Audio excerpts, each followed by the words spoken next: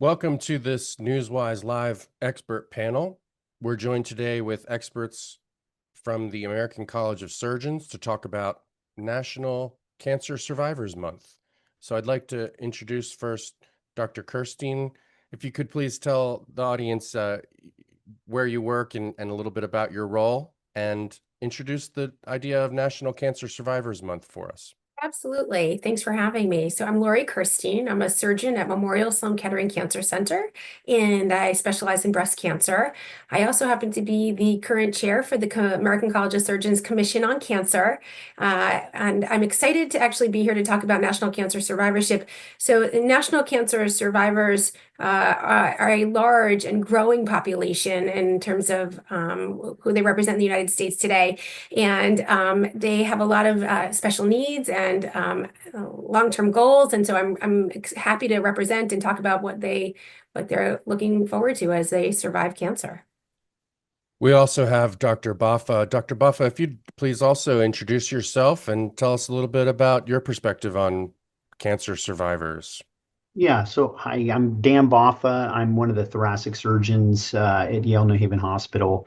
I also work with the Commission on Cancer, and the Commission on Cancer is an organization that kind of works in the shadows to make sure that every patient gets an opportunity for the highest possible quality care. And they have an accreditation program where they examine the care that's provided and to make sure that hospitals are adhering to best practices. So from cancer survivorship, we used to think about cancer as a broken arm. You either fixed it or you didn't. Cancer was cured or not, and that was it.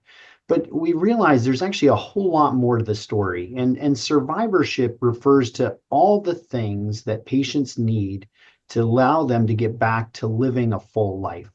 And it's a wide array of support and resources that help them through a tough time that doesn't stop when the treatment stops.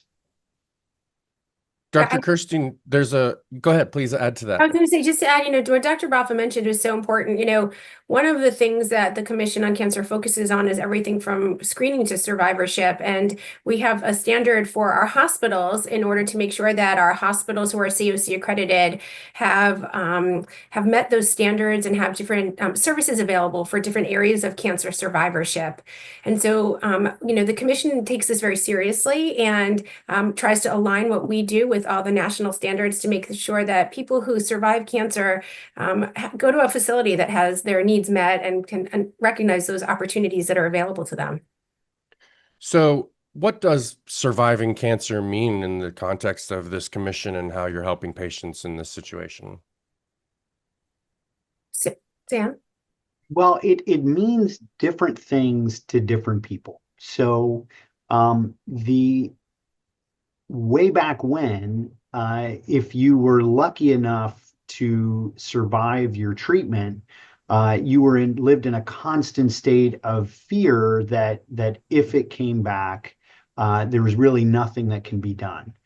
Now, because we're able to diagnose cancer earlier, more people are being cured, and because of cancer research, even if cancer comes back, we have so many more options. And so it is not simply looking for something that you frankly couldn't do anything about, even if you found it, to now in the current era, it's really looking for things, and when additional treatments are needed, then offering those additional treatments. And if things are not, then to do all the things that can help support people so that they can avoid other cancers coming.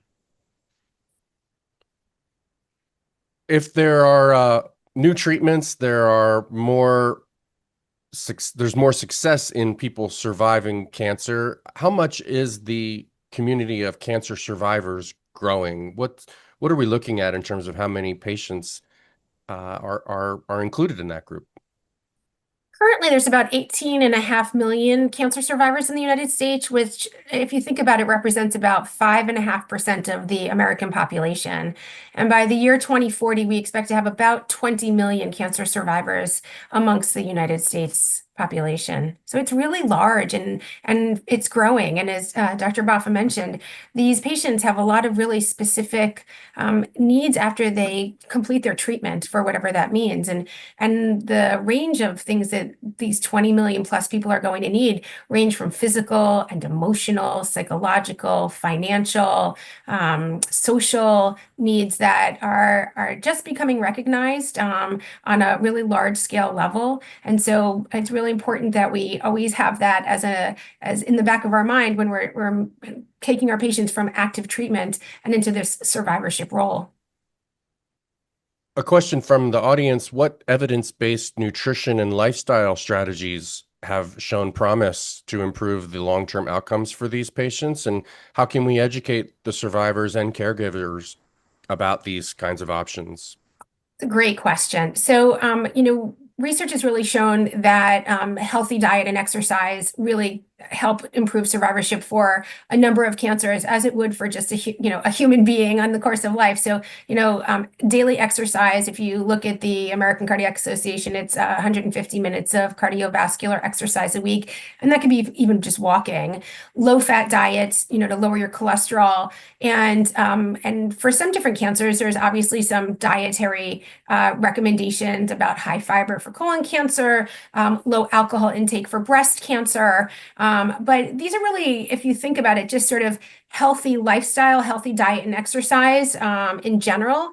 And in terms of sustaining and educating these kinds of activities, I mean, I think that it's always a challenge to sustain exercise and good diet for a lot of people, and support is always good. There are organizations that are represented in the Commission on Cancer that, for example, Physical Therapy Association, Nutritional Association, that certainly have recommendations and patient handouts. And so we support our member organizations in these endeavors, and you should always make sure that the hospital, wherever you get your treatment, has some sort of supportive program for nutrition and potentially exercise and lifestyle changes. And certainly any Commission on Cancer accredited hospital will have that. You mentioned more cancer patients surviving. What are some of the treatments and some of the advances in recent years that are helping lead to these increased numbers of survivors? Yeah, I think the story in lung cancer really kind of captures what's happening in all of cancer and what can happen. So, not long ago, I was at an event, and the host of the event asked everybody who was there to stand up if they had been cured of stage 4 lung cancer. And this would have been crazy 10 years ago because there were so few people surviving. And then just table after table at this event, somebody stood up and told their story about beating stage 4 lung cancer. So the cure rate for stage 4 lung cancer has quadrupled in around the past 5 years. And how that has happened is through research. And it's not just that we had this breakthrough where somebody started looking in the right area finally, and they uncovered, it's not like looking for fossils, where if you dig in the right spot, you're going to have the major find. There are so many small discoveries that have to build so that you can make the big discovery. And so in lung cancer, immunotherapy is one of the biggest that's totally changed the game, and that's allowing patients to use their own immune system so that they can fight their own cancers. And if you think of all the discoveries that had to happen before we could make the immunotherapy discovery, we had to learn about the immune system and how complicated it was.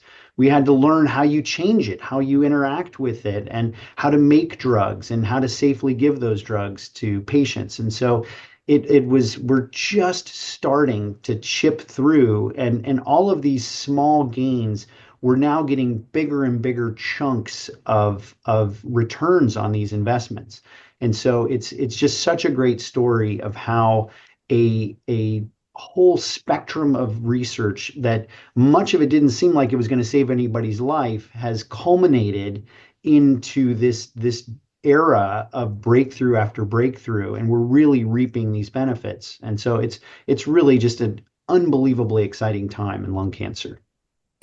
Yeah, similarly for breast cancer, I think immunotherapy has certainly changed the course for some of our breast cancer patients. And just to add, I think the flip side of the discoveries is really personalized medicine, where we can look at a tumor and look at the DNA inside of the tumor to figure out exactly what's going on, and have some targeted therapies. And again, research is what has led to these targeted therapies and these effective approaches. If you think about a patient who has a protein on their breast cancer cell, and we now have a smart bomb that can go and attach to that protein and kill that cancer cell. I mean, that's only really happened over the course of multiple layers of understanding those proteins and how making the drugs that interact with these proteins.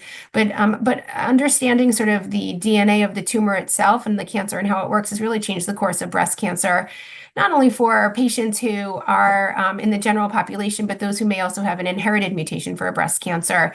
There are a lot of new drugs that are targeting the DNA of the human being, the BRCA, which everybody's heard about, if you inherit a breast cancer mutation. And I think that's really changed the course of treatment to make our treatments really personalized and incredibly effective. And not to overstate it too much, but really the only way to get to that is by doing a lot of research. Dr. Baffa mentioned people surviving more advanced cases like a stage 4 lung cancer that has improved over time. What also can you say about improvements to screening and the guidelines and recommendations to detect and start treating cancer earlier when there's a possibility of that? How has that changed and evolved over the years to help to improve survivorship? Again, the lung cancer story is just such a great one, and a lot of lessons coming from that. So the discovery that getting a yearly CT scan, if you are 50 or older and have smoked in the past or are current smoking, you may be eligible for lung cancer screening. And that has reduced the chances of dying of lung cancer by 20%. In my lifetime, I probably won't see a more powerful cancer intervention than that.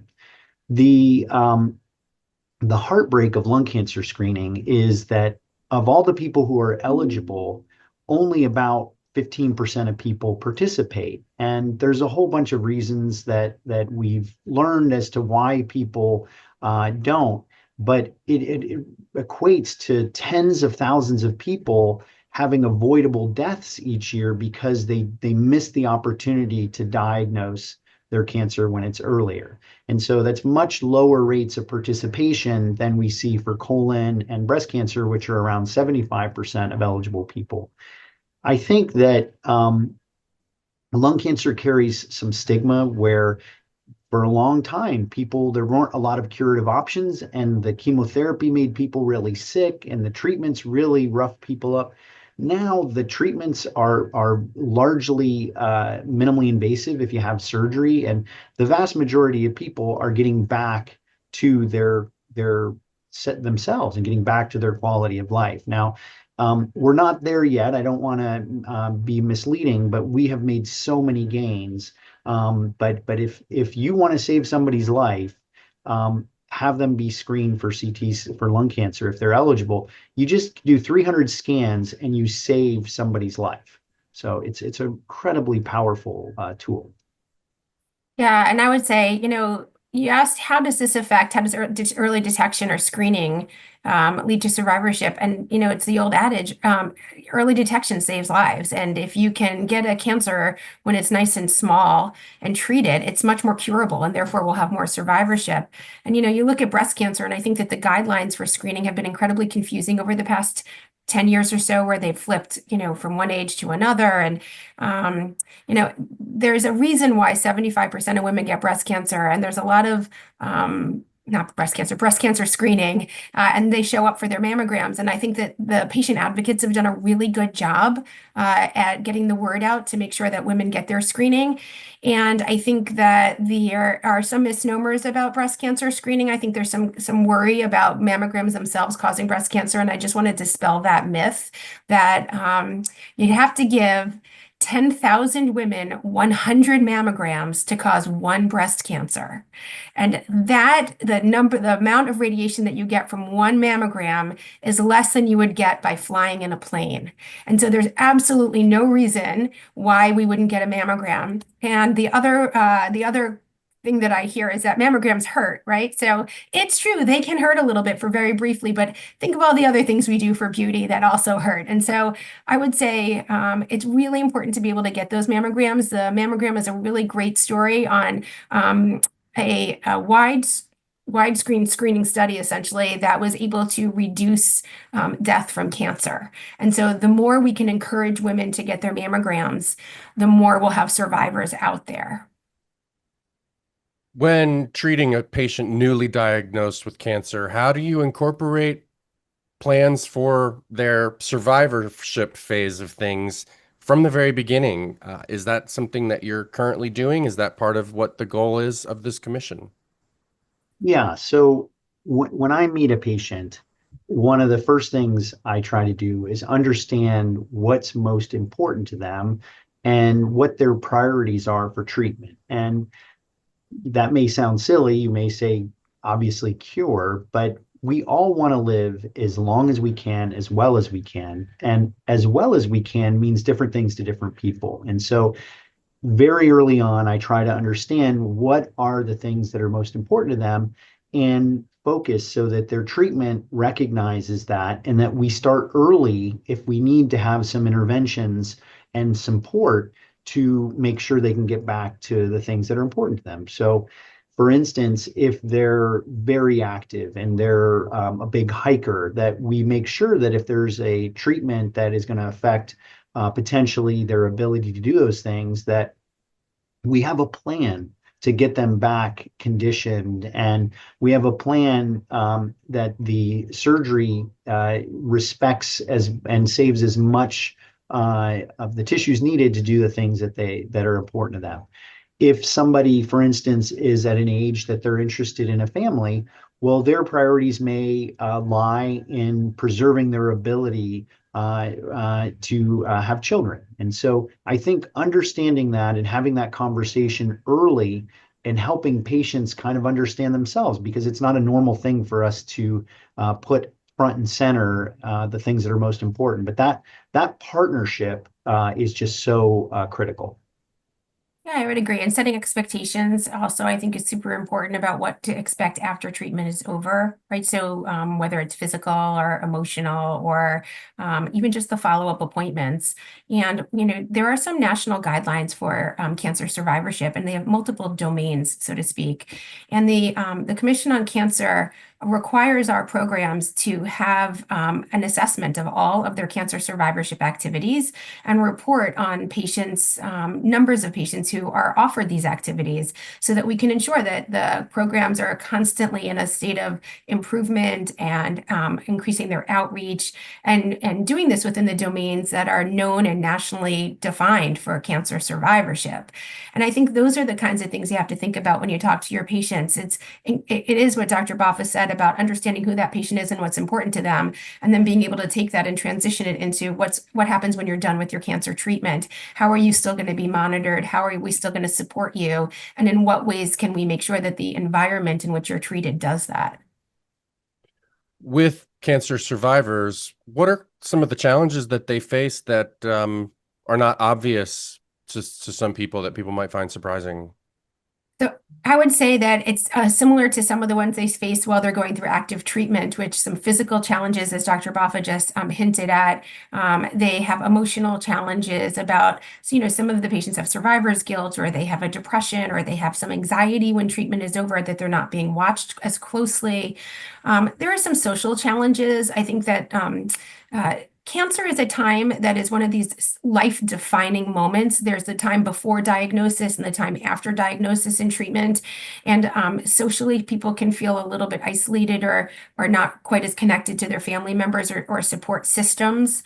And certainly, one of the ones not to be overlooked is financial issues. You know, cancer is an expensive treatment. Insurance covers some. Some people have different degrees of insurance coverage. And certainly after cancer treatment, there are more people who either go into bankruptcy or have to take out loans or have lifestyle changes because of the financial responsibilities associated with their cancer treatment. And those are the kinds of things that I think are invisible to a lot of people out there. You know, it's easy to see when somebody's had chemotherapy and they don't have any hair, but when they survive cancer and they're living their life, these are some of these invisible challenges that we've learned about as they move on with their maintaining and returning to the rest of their life.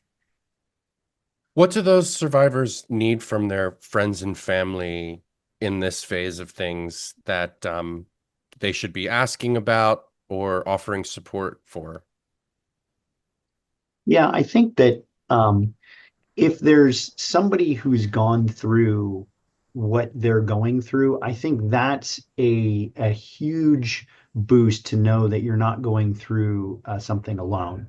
I think that just being there and not necessarily trying to say the right thing or ask the right question or provide the right um, support is just being there and letting somebody know that if they want to just talk about things, and even if it's just saying how unfair this is, that you're there to listen. I think that's first and foremost the biggest thing. I think the needs during the testing and treatment phase are, it's overwhelming, the amount of information that patients get. And so I find that having a note taker is so critical, and somebody who can ask the tough questions, whether it's, am I going to lose my hair, or am I going to be able to have children or golf again, or anything that's important, or am I going to need oxygen after this?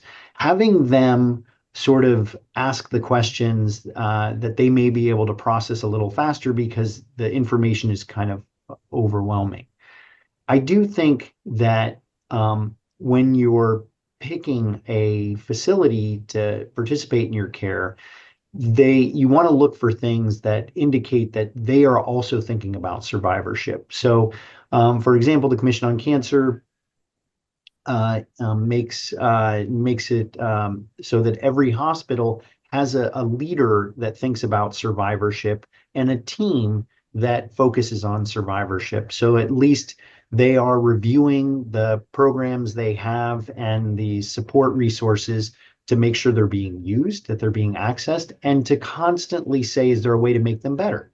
Is this, for example, if our physical therapy or nutrition program is meant to support people, is it working? And are people taking advantage of it? I think a survivorship plan is also important. And I think that's something you can ask. Is there a survivorship plan at this facility?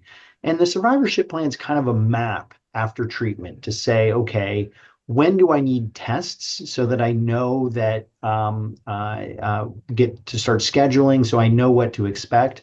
Things to watch out for. What are sort of normal trajectories?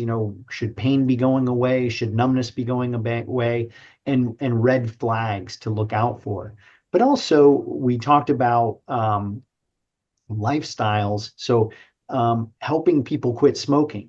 Quitting smoking is as powerful as the most effective treatment in terms of reducing your complications of treatment and making sure the cancer doesn't come back.